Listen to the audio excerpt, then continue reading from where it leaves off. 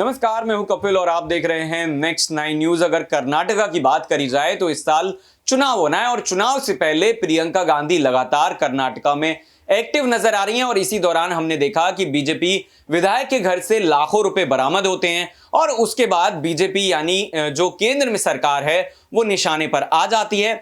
प्रियंका गांधी जो है वो मोदी सरकार पर हमला बोलती हैं और सवाल पूछती हैं कि जिस तरीके से कालाधन अगर किसी और नेता के घर से बरामद होता है तो रातों रात जो है वो उसके घर पर सीबीआई से लेकर ईडी तक तमाम जांच एजेंसियों का शिकंजा कस दिया जाता है। लेकिन अब बीजेपी विधायक के घर से अगर इतने रुपए मिल रहे हैं तो क्या उनके ऊपर कड़ी कार्रवाई की जाएगी? बड़ा सवाल जो है वो प्रियंका गांधी ने किया है। हम आपको बता दें कि जिस तरीके से यह देखा गया था कि कालाधन बरामद वाले मामले में जब भी ऐसा कुछ होता था, चाहे समाजवादी पार्टी के किसी नेता के घर पे हो या फिर कांग्रेस के किसी विधायक के घर पे हो, तो लगातार हम ये देखते थे कि बड़ा जो है जांच एजेंसियों का शिकंजा कसता हुआ नजर आता था। लेकिन अब भ्रष्टाचार के मुद्दे पर प्रियंका गांधी ने बीजेपी को घेरा है। खबरों के मुताबिक कर्नाटका में 40% कमीशन लेने वाली भाजपा के विधायक का बेटा रिश्वत लेते पकड़ा गया है। विधायक के घर से 8 करोड़ रुपए बरामद हुए हैं और उन्होंने यह भी कहा कि कल तक मेघालय की एनपीपी को सबसे भ्रष्ट बताने वाली भाजपा उसी पार्टी को समर्थन देने पहुंची है। वहीं मेघालय में नेशनल पीपल्स पार्टी ने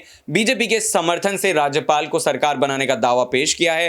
प्रियंका गांधी ने इसे लेकर बीजेपी पर सवाल किया और यह कहा कि बीजेपी नेशनल पीपल्स पार्टी को भ्रष्टाचारी बताती रही है, अब उसी के साथ मिलकर सरकार बनाने जा रही है। उन्होंने सवाल किया कि भ्रष्टाचार को लेकर प्रधानमंत्री नरेंद्र मोदी जो है वो फिलहाल मौन हैं और ट्वीट उन्होंने करके बोला है कि बीजेपी के भ्रष्टाचार के पैसे पर प्रधानमंत्री जी आखिर चुप क्यों हैं, इसका जवाब दें। लोकायुक्त की एंटी करप्शन ब्रांच ने बुधवार को बीजेपी विधायक मदल जो है उनके बेटे प्रशांत को 40 लाख रुपए रंगे हाथों लेते हुए गिरफ्तार किया था। लेकिन उसके बाद जब तमाम जो कार्रवाई की गई तो पता चला कि 8 करोड़ रुपए और बरामद हुए हैं। तो क्या यह माना जाए कि कर्नाटका में चुनाव हैं और आने वाले वक्त में इस तरह के तमाम जो छापेमारी है वो होती हुई नजर आएगी? लेकिन जब बीजेपी विधायक के पास से इतना पैसा बरामद होता है तब कहीं ना कहीं इस तरह के सवाल उठना लाजमी है कि जो मोदी सरकार है वो लगातार ये कहती है कि हमारी सरकार में करप्शन जो है वो खत्म करने का काम किया जा रहा है,